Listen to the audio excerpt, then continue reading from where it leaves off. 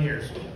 Johnson promotes rainwater harvesting for fire protection needs, water conservation, stormwater management, and as a renewable, sustainable water source.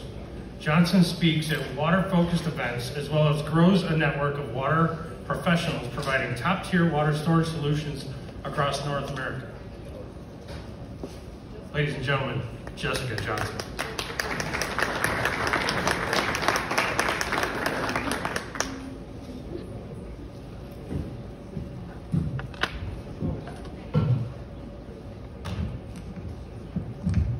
Hello everyone. If rainwater harvesting was profitable, this entire room would be filled with rainwater harvesting companies making mad profits. Is this the clicker? And the reason why I point that out is because ARCSA is an organization to promote the professional industry of rainwater harvesting. And we often talk about rainwater harvesting in terms of returns of investment. So if I'm a homeowner and I'm looking into getting a rainwater harvesting system, I think to myself, why would I spend $20,000 on a system when I can turn on my faucet for less than 3 cents per gallon? So I looked into all of the different ways we can make rainwater harvesting as an industry more sustainable and actually profitable. And from that, we came up with fire protection.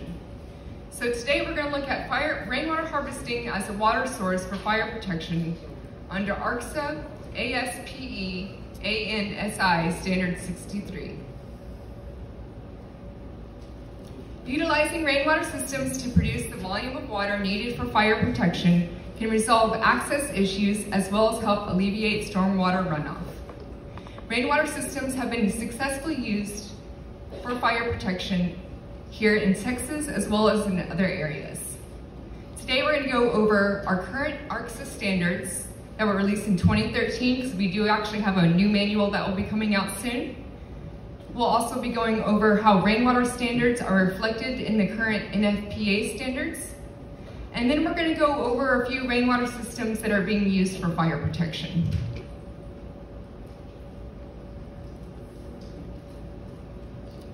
This rainwater catchment system design and installation standard was developed as a joint effort from the American Rainwater Catchment Systems Association, the American Society of Plumbing Engineers, with sponsorship support from the International Association of Plumbing Mechanical Officials and NSF International. The purpose of this standard is to assist engineers, designers, plumbers, builders, developers, local government, and end users in safely implementing a rainwater catchment system. Oftentimes, this manual is cited in legal documents as well as rainwater harvesting manuals developed by the Texas Water Development Board as well as the Texas A&M AgriLife Extension Service. So it's utilized not only by end users in understanding the safety of their rainwater system, but it's also being used by standard creators. ARCSA ASPE ANSI 63 applies to the following applications: non-potable, potable, fire protection, agricultural, and industrial. ARCSA ASPE ANSI 63 sets the standards for acceptable materials and components, design and installation requirements, and designates definitions. Appendix C, reference definitions. Fire sprinkler reserve. The volume of water required for fire protection is not available for any other use and accessible only by the fire pump. So this is a visual graphic that kind of depicts this. This is obviously not one for installation, and it's not for engineers, it's just for us common folk. The normal outlet that would be utilized for irrigation or for the drinking water supply would be above the fire protection water supply, so that when the water supply drops below the outlet, it is no longer accessible, and it is reserved for the fire protection application. 3.2, active rainwater harvesting or stormwater harvesting. Harvesting using storage tanks to collect and store rainwater or stormwater for immediate beneficial uses, such as indoor flushing, irrigation, cooling, laundry washing, fire protection, etc. We distinguish from passive rainwater or stormwater harvesting, since rainwater harvesting is from the rooftop of a building with a first flush device is considered as producing the highest quality of water. The biggest difference between rainwater and stormwater is that they are both considered precipitation, but rainwater is not contaminated by use and has not been in contact with any surface, whereas stormwater has at least come in contact with one surface. So rainwater harvesting system is defined by ARCSA as a water system for collecting and utilizing rainwater consisting of a cistern, pipe fittings, pumps, and/or plumbing apparatuses required for and are used to harvest and distribute rainwater, also called a rainwater catchment system or rainwater collection system. So the difference, of course, is that the stormwater catchment system is collecting water that has come in contact with the surface, whether that surface be a parking lot or a building that isn't using that for conveyance into storage.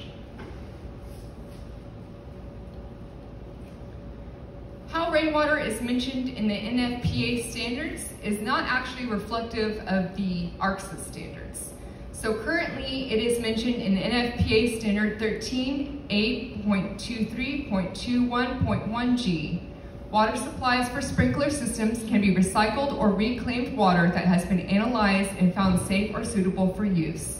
The NFPA 13.8.23.21.1G standard further stipulates that rainwater is an acceptable water source for fire sprinkler systems. Stormwater is not specified within the NFPA standard, 13 standard, ARCSA differentiates between stormwater, the natural precipitation that has had surface contact, and rainwater, natural precipitation that is not contaminated by use. And the reason why we define this out is to compare it to how the NFPA defines it. The capture of rainwater is generally not considered a problem, since NFPA 13 has long allowed the use of open lakes, rivers, and ponds, which are nothing more than an open collection of rainwater and melted snow. And just so everyone's clear, I didn't write that. That is directly from the NFPA 13. We all understand that that's not necessarily true. Texas House Bill 3391 was passed in 2011. It's considered the most far-reaching and comprehensive pieces of legislation regarding rainwater harvesting in recent years. Many of you have seen my blog article. It basically collected every single law and piece of legislation around rainwater harvesting for every single state and territory for the United States. I went through every single standard and law that mentioned rainwater, and there's a link on our website to that. And because the Texas House bill is so comprehensive, it is the only piece of legislation that I've seen cited in other state laws. They're like, look what Texas is doing, and specifically look what Texas A&M AgriLife Extension Service is doing. They are considered the thought leader in the rainwater harvesting industry because of the extensive research that they have done. And they also believe in rainwater harvesting for fire protection. So fire protection, however, is not an application designated for use in the current Texas House Bill 3391. Rainwater harvesting is defined as the capture and storage of rainwater for subsequent use, according to 34 Texas Admin Code 3.318. This doesn't limit users from utilizing rainwater as a water source. So it really is up to the Texas Fire Code, especially the Texas Fire Marshals, as defined by the authority having jurisdiction.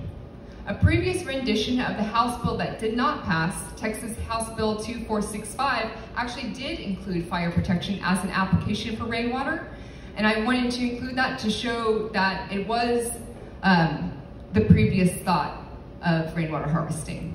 Plumbing means harvest rainwater or reclaimed water to supply a plumbing fixture or appliance or a multi-purpose residential fire protection system. The Texas Water Development Board further recommends Rainwater to provide water for fire protection and the rainwater harvesting potential and guidelines for Texas.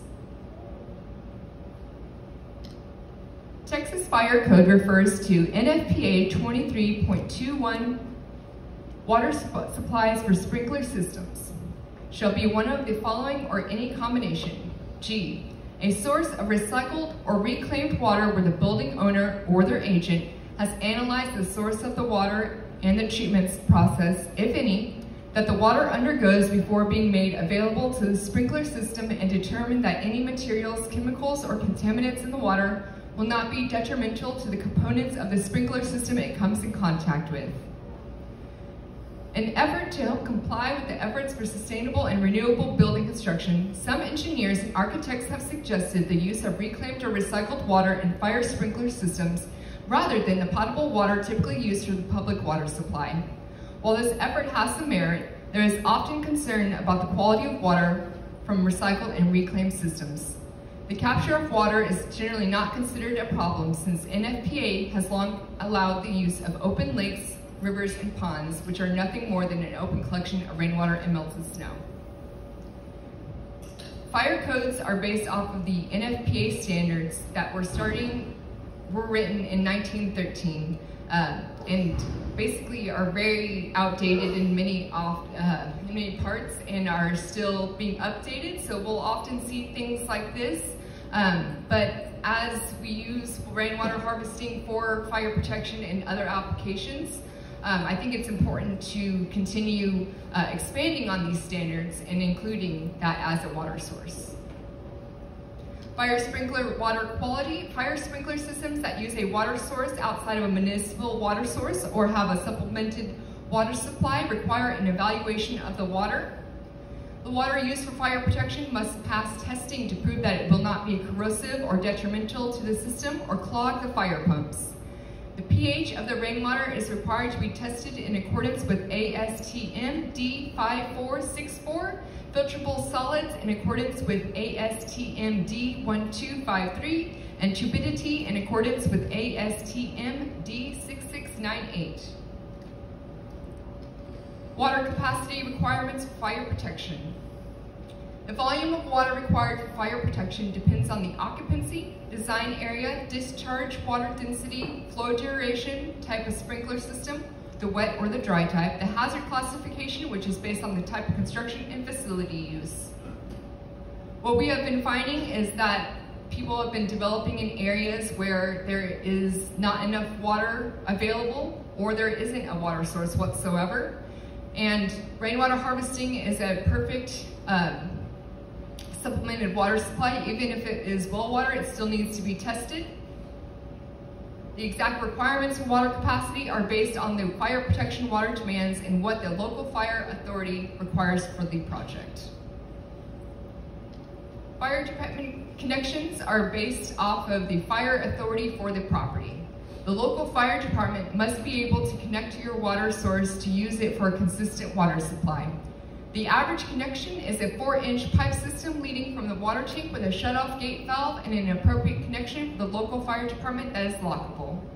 Fire department connection locations, signage, access, and area requirements are designated by the local fire authority according to NFPA standards as applicable.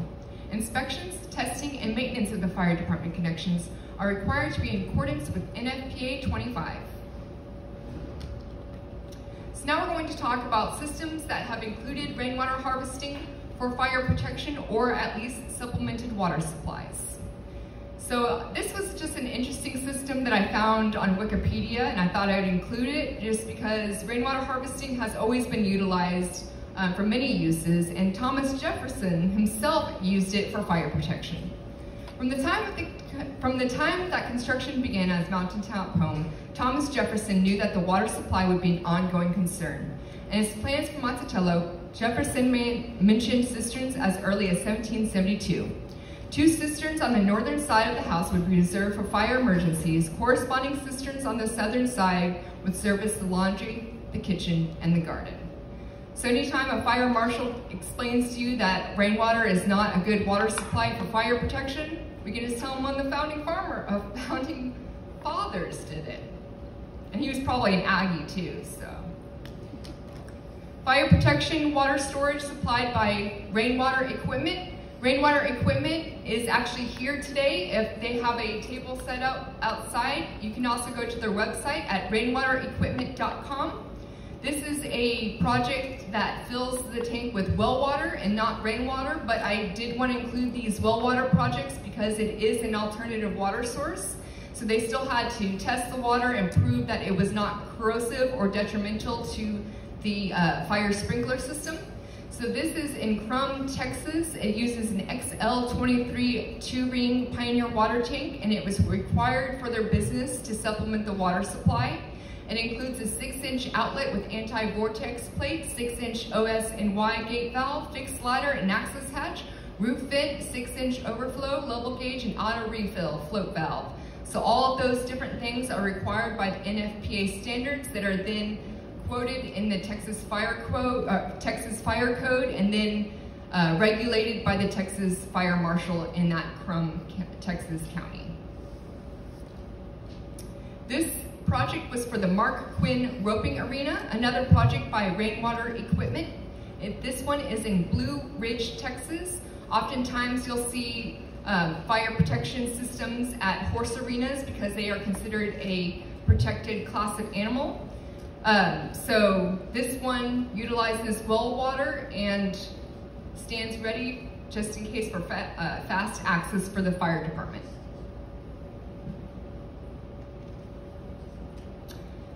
This is actually a current project that the Rain Rangers are probably still on site for. So this is for the Central Community Volunteer Fire Department. And this is a rainwater harvesting system that will be used for irrigation.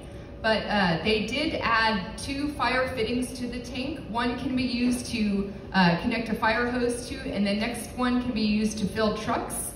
Their idea is that they are a pillar in their community, and they're really showing their community not only is rainwater harvesting a viable water source, but it can be used for different things. So they're having a garden at this community volunteer fire department, and they really can show their community what they can do and what they're capable of.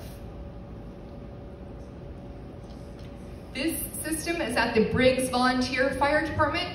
It was installed in August of 2014. It utilizes 2 Pioneer water tanks with an effective capacity of 40,000 gallons. It is also used for irrigation, but has been used to fill up trucks in the past. Right. Thank you so much. My name is Jessica Johnson. I'm here with Pioneer Water Tanks America.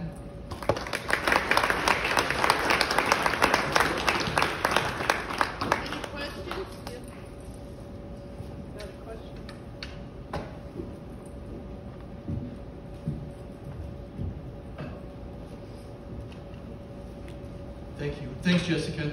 Just a real quick question. I'm an engineer in rural Midwest, and so we do a lot of the systems like you're describing there where we don't have access to a 4-inch line, and so we use a reservoir, a tank, to fill up for the sprinkler system, for example, and use the well to fill it up. NFPA also requires a recharge, so that if the fire department comes and uses and draws down the tank to put out the fire, that tank is filled back up within a couple of hours, so that if something reignites and they have to respond to the fire again, that's recharged within a very short time. So I guess I just wanted to ask you how we address that with the uncertainty of rainwater. Oftentimes, and actually, my friend, I'm sorry, I'm blanking on your name, Charlie, explained what happens when your rainwater harvesting system runs out of water. You have to usually truck it in. Many of our rainwater harvester companies will have like a backup tank and stuff like that to offer to their customers, but that's the unfortunate truth. But if it was a well water tank, you'd probably still have to truck it in still. So that would be the solution.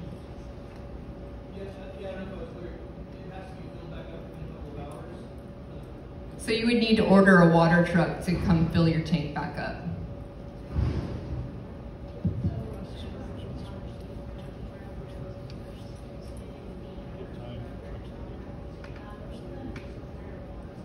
Did anyone else have any more questions? Yeah, or? we have one. Yes, sir? Ron George, plumbing and fire protection designer from Michigan. Great presentation. And to answer the question about the rekindle, first of all, the fire department should have put it out the first time. But we would always call mutual aid for other fire departments to come out, and they can truck in water to refill that tank. But great presentation, and I'd like to invite you to do an article on this topic in Plumbing Engineer magazine. All right, column. Thank you.